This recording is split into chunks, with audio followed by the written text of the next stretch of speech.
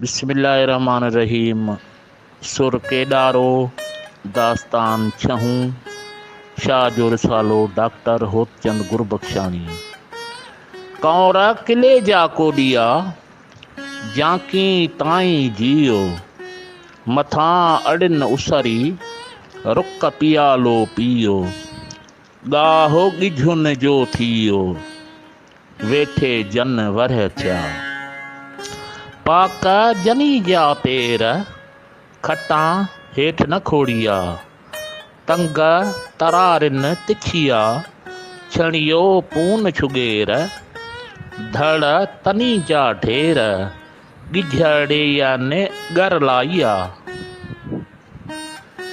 छपरे जीअं पहूं तीअं ऋण गिझुन राइयो वंका वंकन गदिया डोड़ियो दीन डहूं महायन वहूं नीर महांगो कंदियूं गिझूं गोठ न हून वतन किले कोडियूं हसन मीर हुसैन खे लमियो लाऊं दीन बुता उखोड़ीन चोटा चूड़े रन जा गिझड़ी अनगारो रातो ॾींहां ऋण में भुणियूं पुछन पाण में कंहिं मोह केॾारो खाइन खग मारो कांइरो पियो किनूं थिए गाओ गिझ न खाए मेहे मास न हेरिए तनी लाए वाझाए कलंगियूं जन कपार में अखियों कढ म गिझड़ी तारा ताम खाओ पियो न पसे पट में रेगड़ यारो राओ जेरे जंहिं जवान जे लगा 900 9 घाव रात जंहिंजी माओ रोई परनियो रब खे खंभो खुसनी गिझड़ी लिंगे पोई वाओ अमीरन मथाओ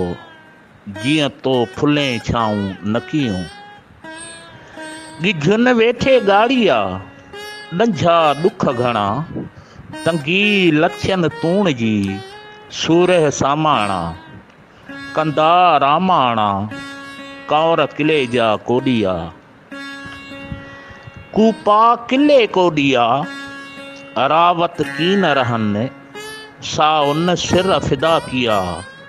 अॻियां इमामन यू जाहिदून फी सबीलिल्लाह कमो इहो ई कन हूरूं हार ॿधन सेहरा शहीदन खे कूपा किले कोडिया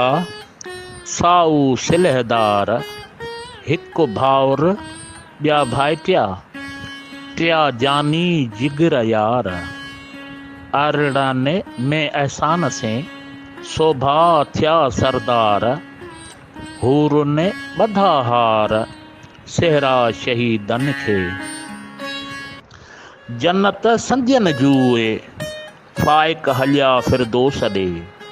फानी थिया फिल्लाह में हुए में पिया हुए रब ॾेखारिए रूए उन्ही जी एहसान से हसन मीर हुसैन जी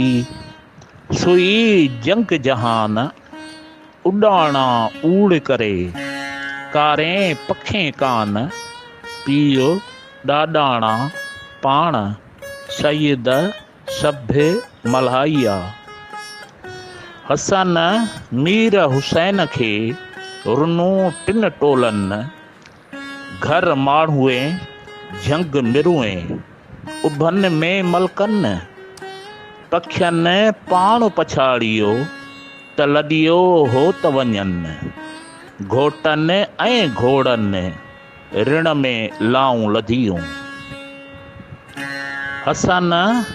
मीर हुसैन जो जन न हीअड़े जारो